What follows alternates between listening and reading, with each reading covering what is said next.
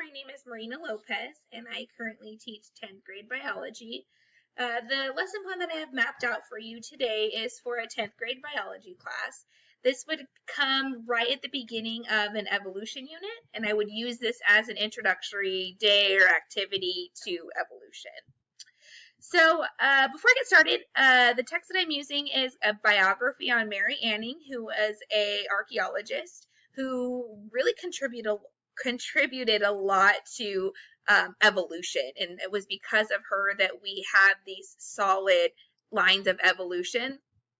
So I think this is a really good point for to introduce this whole concept to my students. I would start the lesson plan or the lesson by using a modified KWL chart using Padlet. So for those of you who have never used Padlet, it's an online technology tool. So the students would have Chromebooks. I would have this projected on my screen and they would log in and I would present to them this question. It says, what are things that you know about evolution? And so I would have the students post their responses and they would end up posting right in this area. And so that way I could see what students know about evolution. From there, I would have them talk to a partner and they would be able to share and then continuing to add things to this area. And then I would bring it in for a full class discussion.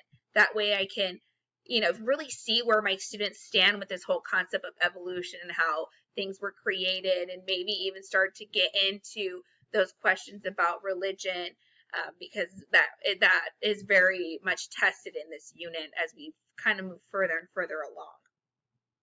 So once I present this question, I would continue with their second question, which would be, what would you like to learn about evolution? And again, we would have the same process where students would post in this area their responses to this question. I would give it to, and then I would give them time to talk to their partners, and then we would again bring it in for a full class discussion. And I would kind of see where they still stand and where their heads are at with learning about evolution. I would also kind of stick on to like the heavy hitters in this area once we talk to them, because a lot of the students, what happens I notice is that they all share common themes. And so what I would do in this area is start to group them, because you can use their little post-it notes and start stacking them on each other, which is really cool on this website. So I would kind of keep the main ones that the students were talking about and kind of keep those together. So maybe at the very end of the unit, hopefully by that time, you're able to answer those questions, which would be really cool for them. So once we're done having that discussion, I would then present the text to my students. And for my school, we have a campus-wide annotation guide that we follow. So along with the text, I would have them follow these 4 steps of annotation. So the first step is tag. It'd be tag, so title, author, genre, and then you number the paragraphs. The second is identify the purpose. For some students, I do need to provide them with this sentence frame. The purpose of this reading is to, there you go, and they would fill in the blank. The third step is to, while they are reading, they need to identify essential words. So while they are reading, they're highlighting any words that they feel are important. And then finally, after each paragraph, we have them do a 1-sentence summary showing their understanding of what happened in the paragraph. So once we have completed that, I would go back to that same Padlet. Oops, all my questions are popping out there. I would go back to the Padlet again, and I would present to them these questions on the reading. So just a really quick recap on the reading. It's on Mary Anning. She was she grew up a very poor young lady, and in order for her family to make funds or to make money to get by, her family or her dad would take her out and excavate fossils and sell them to tourists. So she eventually became very, very good at her trade, and she found these different fossils and tried to take them to people in science, but she would never gain the recognition because she was a woman. And so that's kind of where I'm bringing in the whole social justice issue in, is where I want them to recognize that women tend to be underrepresented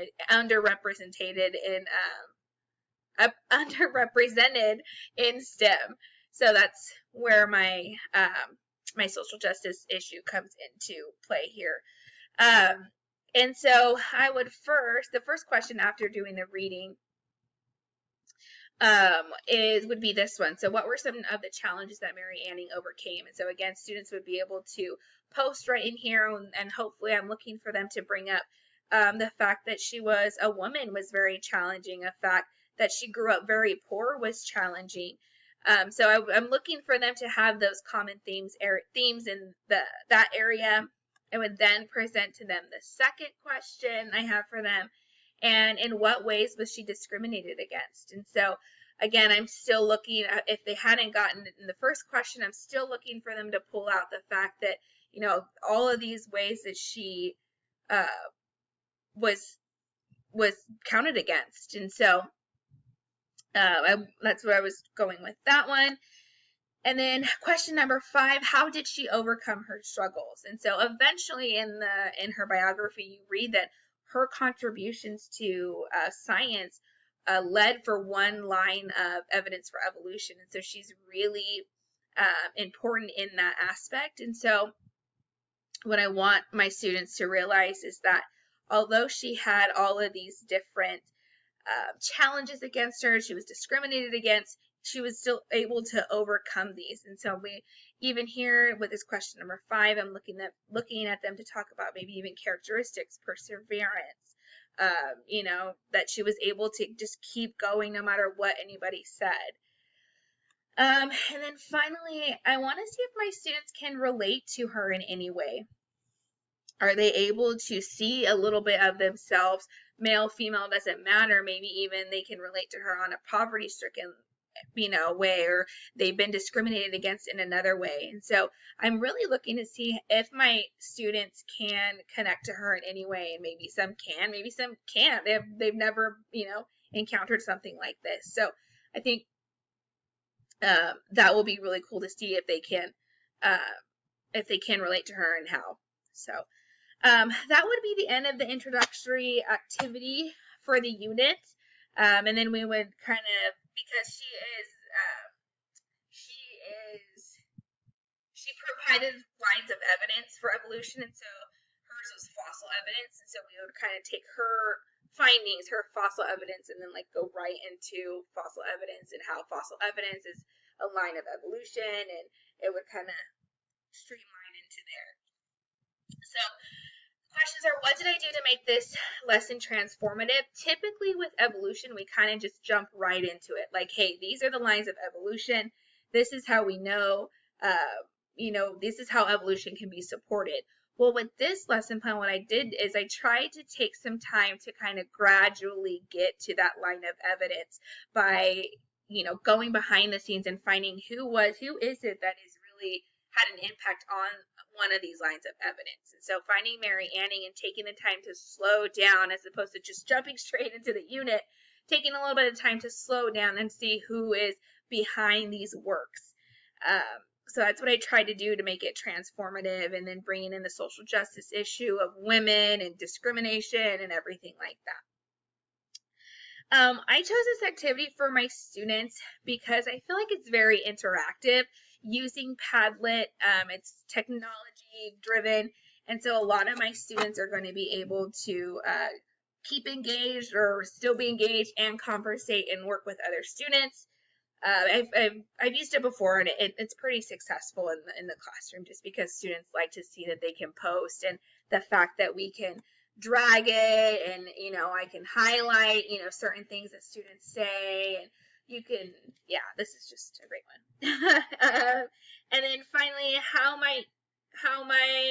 who might feel uncomfortable, and how will you create a safe space for learning? Students might feel uncomfortable talking about discrimination. I know I tend to shy away from talking about things like that, but I think it's really important that they understand that, you know, it happens, and how are we going to thrive from that? How are we going to get past that? How are we going to learn from that? And so in order to create a safe space for learning, I would just continue to acknowledge them and their feelings, and continue to just make sure that they feel safe in my class, whether that's just being like an understanding head nod, or anything that, and any type of like emotional connection I can get with them, and just kind of let them know that I understand that, this, or let them understand this is a safe learning space. So that's my lesson. Yeah, thanks.